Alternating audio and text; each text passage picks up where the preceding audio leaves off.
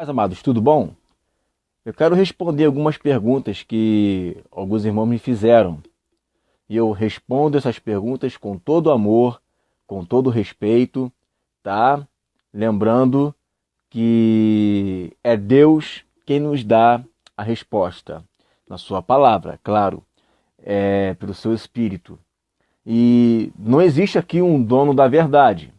Eu apenas entendo que a visão pós-tribulacionista é uma visão mais coerente e que se encaixa melhor, né, com os profetas, com as 70 semanas e tudo mais. Então vamos lá. A primeira pergunta que me fizeram é a respeito daquela palavra que Jesus falou do dilúvio, que quando ele voltar, as pessoas estarão casando-se, dando-se em casamento, ou seja, estarão vivendo uma vida normal, ok? Então, Jesus não pode voltar no final da 7ª semana de Daniel, ou seja, quando tiver tudo um caos, porque quando ele voltar, as pessoas estarão se casando e dando-se em casamento, ou seja, estarão vivendo uma vida normal, trabalhando, comendo, pá. Só que tem um detalhe. Esse texto, quando fala que Jesus veio, então veio o dilúvio, né? E levou a todos, está falando que o dilúvio veio e levou a todos os ímpios. Não está dizendo que Jesus veio e levou todos os santos. Jesus veio e levou a todos. O que Mateus diz levou, em Lucas diz destruiu. Correto? Então assim será também na vinda a vinda do Filho do Homem. Quando ele vier, ele não vai arrebatar aquelas pessoas e aí a galera vai estar ali comendo, bebendo e vai ser pego desapercebido. Não.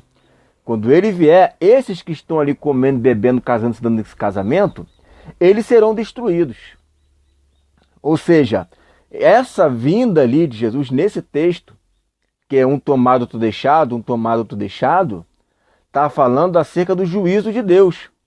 Quando eles estiverem se sentindo seguros, então verá repentina destruição, né? Então o Senhor começará a determinar os juízos de Deus, como determinou lá no dilúvio, correto?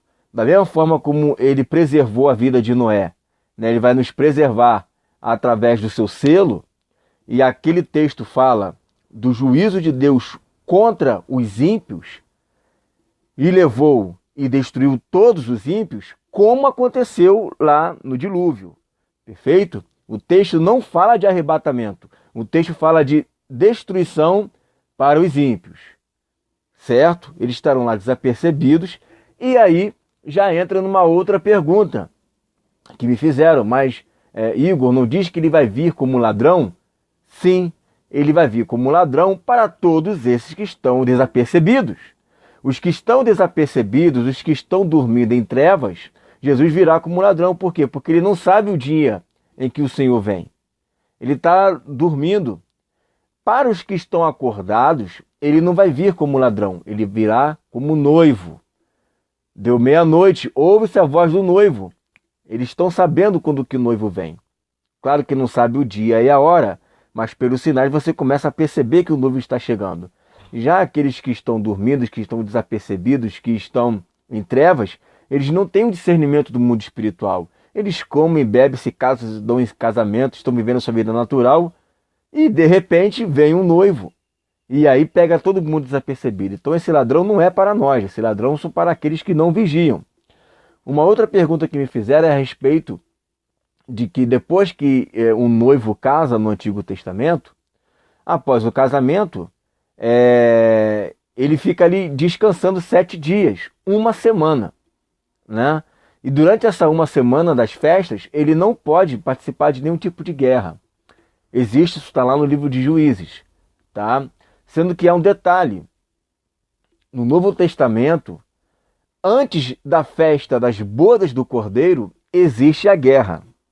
Depois da festa, depois da guerra, é que começa as bodas do Cordeiro.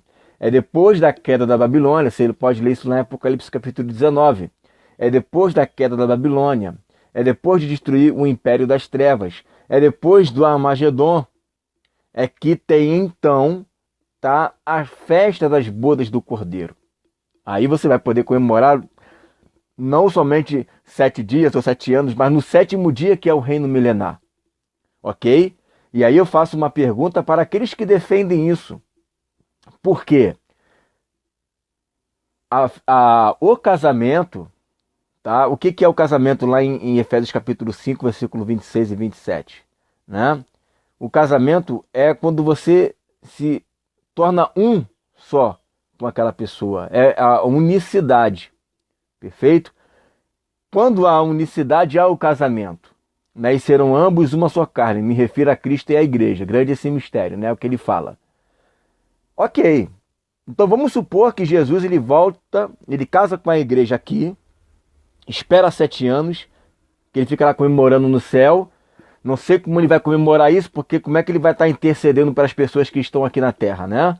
Ele vai sair do seu campo de intercessão para ficar comemorando. Ou a igreja vai estar comemorando e ele vai estar intercedendo ainda no Santo dos Santos por aqueles santos que estarão aqui na terra. É um pouco complicado, mas tudo bem. Mas vamos supor, né, que aqui ele arrebata a igreja, 7 anos depois ele volta. Só que ele volta, segundo eles dizem, somente para os judeus, né, aqueles que estão lá, tal.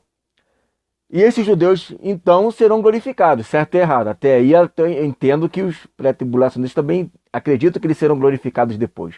Só que essa glorificação nada mais é do que ser uma só carne.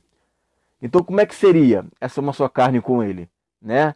Eles ficariam uma só carne com Jesus, ou seja, ia participar de um casamento atrasado, um casamento pós 7 anos. Né? Como é que se explica essa história? Como é que vai se encaixar o casamento dos judeus, né, no corpo de Cristo, uma vez que o corpo de Cristo já casou e já comemorou as festas? Né? Fica lógico essa questão da cultura, né, observando dessa forma. Então o coerente seria o seguinte: tem o período de 7 anos, né, que é a última semana de Daniel. Jesus volta no fim desses 7 anos, tá? Arrebata a igreja, aí tem tanto judeu quanto gentil, tudo junto casando-se de uma vez só, um único casamento, a plenitude da igreja. Tem o Armagedon e depois a gente comemora a festa tranquilão lá, nas bodas do Cordeiro, tranquilissimamente, né? Sem nenhuma contradição, certo? E a outra pergunta que me fizeram é a respeito do relâmpago, que Jesus virá como um relâmpago. Só que a palavra ali, relâmpago, no grego é fósforos, que também pode ser traduzido como relâmpago, mas também pode ser traduzido como facho de luz, uma faixa de luz, tá? E aí, lá em Lucas, no capítulo 17, versículo 24, diz assim: como um relâmpago ilumina desde uma extremidade inferior do céu até a outra extremidade, assim também o Filho do Homem no seu dia. Agora eu pergunto para você, qual é o relâmpago que corta o céu de norte a sul? Você já viu algum relâmpago cortar de oriente ao ocidente? Você já viu isso acontecer? Né? Pegar de uma extremidade do céu até a outra extremidade do céu. Outra, você já viu um relâmpago invisível? Outra, você já viu um relâmpago que não faz barulho? Certo? Então o que eu entendo que é esse facho de luz? Qual é a única faixa de luz, o único facho de luz que corta de uma extremidade a outra extremidade? É a luz do sol. A luz do sol, esse facho de luz, é a única que corta de uma extremidade a outra. E esse facho de luz, esse sol, ele é visto por todos. É o reino de Deus se espalhando por toda a terra, como está lá em Daniel, no capítulo 9, que fala acerca da pedra que é lançada sem auxílio de mãos, que quebra o pé das estátuas e enche a terra como uma montanha, cobre toda a terra. Não é isso? Um facho de luz cobre a terra, ela cobre de uma extremidade a outra. Assim será o Filho do Homem no seu dia. Tudo uma coisa invisível, porque relâmpago não é invisível, relâmpago ele não é sem som, ele é visto, tem som e não cobre de uma extremidade a outra. Você pega um pedaço dali do céu, mas não pega de uma extremidade a outra. Você não vê isso, eu nunca vi. Se você tiver, por favor, coloque aí. Então tá aí respondidas as perguntas, tá? Acerca do dilúvio, do ladrão, essa festa das bodas dos 7 dias, que a festa das bodas ela começa de fato depois da guerra, tá? E do relâmpago. Tá aí respondido as perguntas. Ok? Fique na paz.